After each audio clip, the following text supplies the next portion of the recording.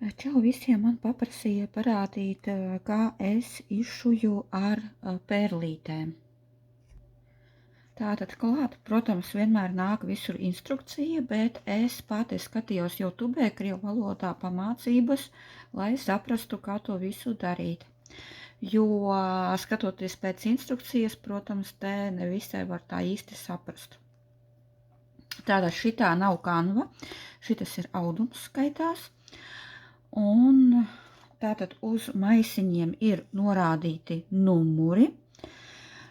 Es jau te divas krāsas esmu iebērusi tādā tā kā viņi saucās, tur, kur dimantu mozaīku, ja, kas taisa, tur nāk klāt, lūk, šādi te trauciņi.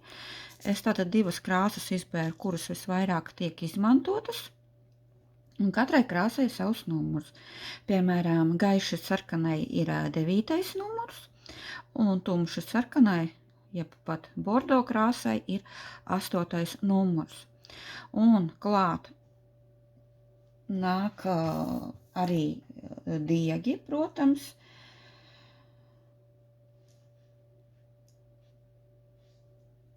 Lūk, šādi te diegi, jā, bet no šiem diegiem ir jādala divus diedziņus, ja? Jo citādāk neies cauri adatai. Es pirku Pepko, bet Fix Price'ā. Un, jā, tur viss jau nāk komplektā, un tur nāk, to parādīšu arī adatiņu.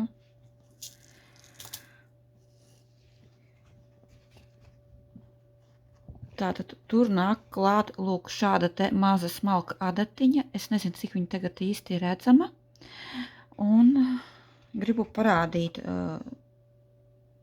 kā es to daru. Tātad es vienmēr sāku, kā redziet, no apakšējā stūra. Es izvelku cauri to adatu.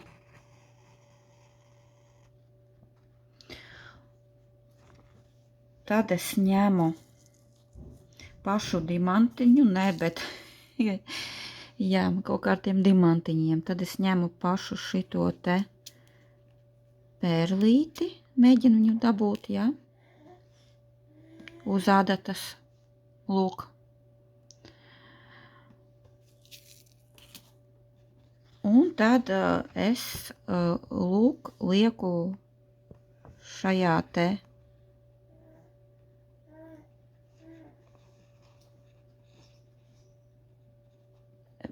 pretēji, jā, nākošajā.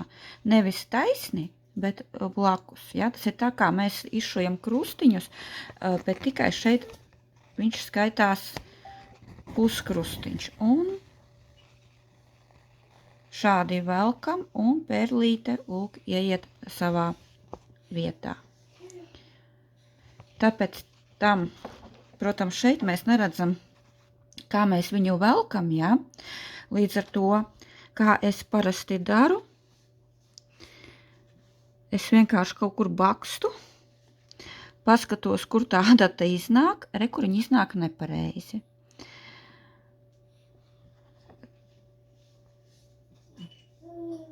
Tātad bakstu citur.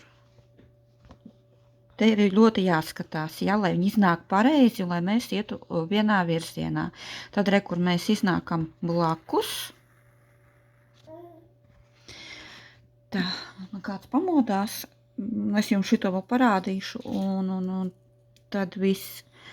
Tad mēs atkal ņemam pērlīti.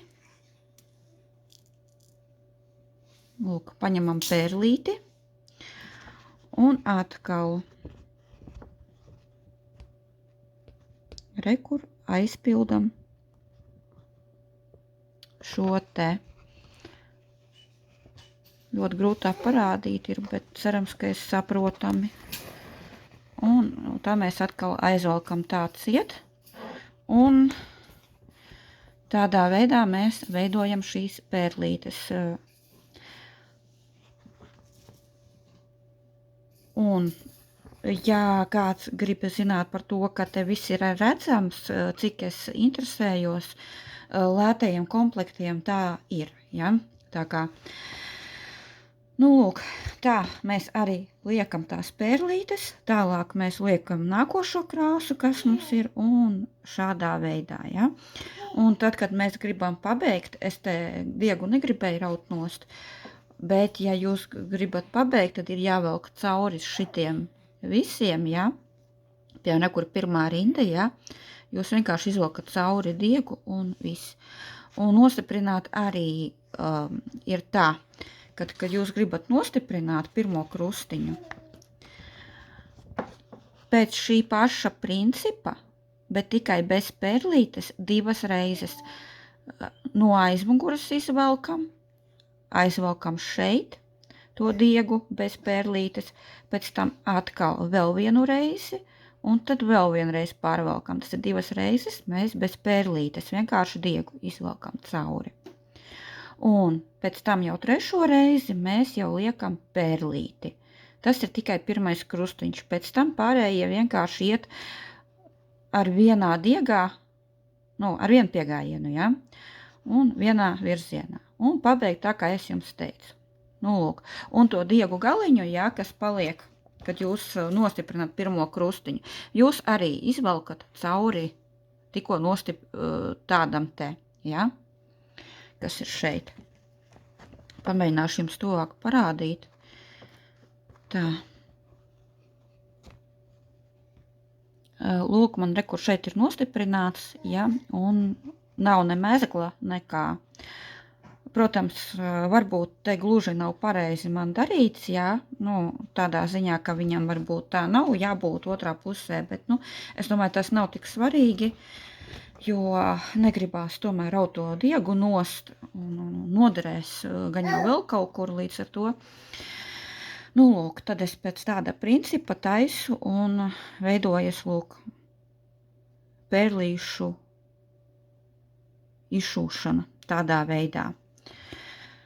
Nu, ceru, ka ļoti saprotoši esmu pastāstījusi un ceru, ka šis video jums arī patiks un novērtēsiet, jo es vairāk tomēr darbojos ar adīšanu un tamborēšanu, līdz ar to es nevisai māku skaidrot tādas lietas, bet es centos paskaidrot to, ko es zinu un to, ko es paspēju par šo mazo brītiņu iemācīties, jo pirms tam es nebiju neko tādu darījusi pati. Nu, tas arī tad ir viss, visiem tā, un varbūt tiksimies vēl kādā video, jo plāns ir vēl kādus video papilmēt, tā kā es neatvados, bet līdz kaut kādai nākošajai reizei.